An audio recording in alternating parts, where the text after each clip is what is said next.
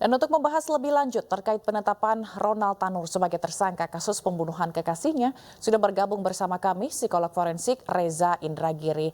Selamat sore Mas Reza, apa kabar? Selamat sore, alhamdulillah baik.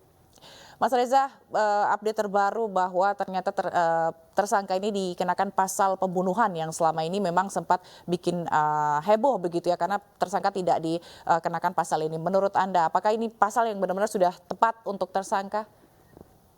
Memang sejak detik awal mencuatnya kasus ini di media, saya mempertanyakan kenapa teman-teman di Polrestabes Surabaya sebatas menggunakan pasal penganiayaan. Sebaliknya saya justru mendorong untuk menggunakan pasal pembunuhan.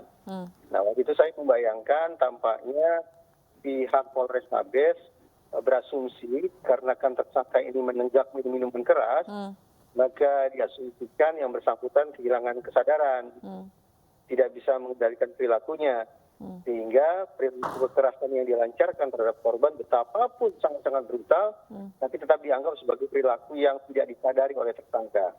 Nah, pada sisi itulah pasal penganiayaan menjadi masuk akal. Tapi begitu membaca media dan mencoba untuk membangun kronologi atau rangkaian perilaku kekerasan tersangka, saya justru menemukan adanya sebuah pola bahwa alih-alih perilaku kekerasan itu bersifat acak, justru sebaliknya perilaku kekerasan tersangka ini berpola, berinstalasi sedemikian rupa. Baik, lalu kalau misalnya kita sempat lihat video dan juga background atau belakang hubungan antara keduanya ini kan sempat katanya memang sering cekcok ya begitu, dan juga sering berantem lah ibaratnya kayak gitu. Kalau kita lihat juga mungkin Mas Reza juga lihat di video bahwa si pelaku ini sempat tertawa ketika setelah menganiaya korban, lalu sempat juga menangis begitu ketika korban dibawa ke rumah sakit. Menurut Anda sebenarnya si pelaku ini seperti apa, kok bisa ya dia ketawa terus tiba-tiba dia menangis? Apakah perlu tes psikologi lanjutan untuk mengetahui psikologinya si pelaku ini? Mau diterapkan tes psikologi silakan saja. Tapi menurut saya pengenaan pasal pembunuhan itu tidak terletak pada bagian itu.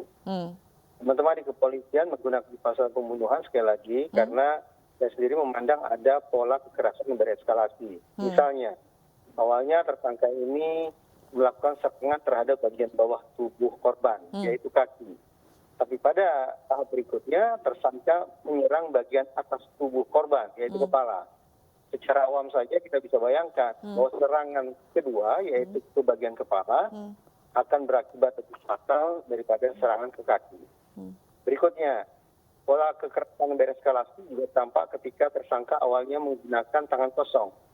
Tapi berikutnya, kekerasan yang meningkat itu dia lakukan dengan menggunakan alat yang tidak dimanipulasi. Artinya alat yang serta-merta bisa langsung digunakan oleh tersangka, yaitu botol. Tidak berarti sampai di situ, bahwa tersangka juga melancarkan serangan berikutnya dengan menggunakan alat yang dimanipulasi.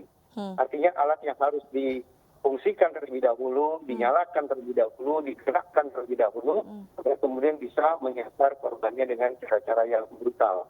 Nah, apa yang saya utarakan barusan merupakan contoh yang konkret tentang bagaimana pola kekerasan itu bereskalasi. Eskalasi itu terjadi dikarenakan pada diri tersangka masih ada kesadaran.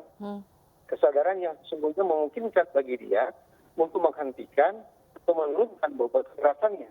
Namun alih-alih kesadaran yang dia punya itu justru mendorong dia untuk melanjutkan bahkan meningkatkan kekerasan terhadap korban. Genap sudah bahwa ini dilakukan secara sadar. Atas dasar itu patut diduga kuat dengan kesadaran sedemikian rupa, tersangka sesungguhnya sudah memikirkan atau bisa membayangkan bahwa perbuatannya akan bisa berakibat mematikan korban. Pada detik itulah pasal penganiayaan bisa disampingkan, diganti dengan pasal pembunuhan. Baik, berarti kalau tadi Anda jelaskan ibaratnya pelaku ini memang secara sadar gitu ya untuk melakukan penganiayaan. Tapi kalau dilihat dari penganiayaan yang bertubi-tubi dan ya setuju pasti sangat keji gitu ya. Mungkin kan ini dilakukan secara spontan karena kesal sesaat langsung dianiaya, atau memang ini sudah ada dendam yang memang menumpuk begitu sehingga penganiayaan ini terjadi benar-benar sangat keji. Kekerasan yang bereskalasi itu saya yakini tidak hanya berlangsung di basement pusat perbelanjaan tersebut. Saya sejak awal juga mendorong pihak kepolisian untuk mengecek piranti komunikasi atau media sosial atau ke WhatsApp, baik yang ada pada diri tersangka maupun korban. Karena sangat mungkin tanda-tanda kekerasan sebelumnya, tapi juga merupakan bagian dari eskalasi, bisa ditemukan di media sosial mereka. Dan ternyata berdasarkan pemberitaan di media, dugaan saya itu terbenarkan. Bahwa di media sosial pun korban sudah merintis sedemikian rupa, menunjukkan ada perlakuan keji yang dilancarkan oleh tersangka terhadap dirinya. Semakin sempurna bahwa pola kekerasan itu sifatnya bereskalasi, sudah berlangsung dalam waktu yang cukup panjang, yang tidak hanya dilakukan ketika tersangka katakanlah berada di bawah pengaruh minuman keras, tapi juga sebelum. Baik. Terima kasih Mas Reza Indragiri, psikolog forensik telah membahasnya bersama iNews Sore. Salam sehat selalu, hati-hati di jalan. Selamat sore.